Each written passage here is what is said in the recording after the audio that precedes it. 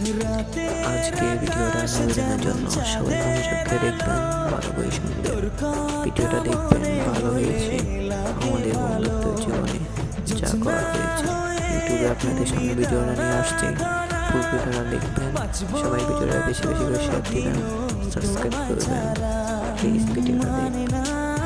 মানুষের চিনবেন ভিডিও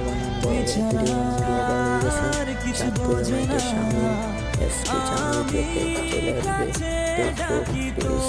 আমার সাথে সবাই বুঝতে ভালো হইতেছে।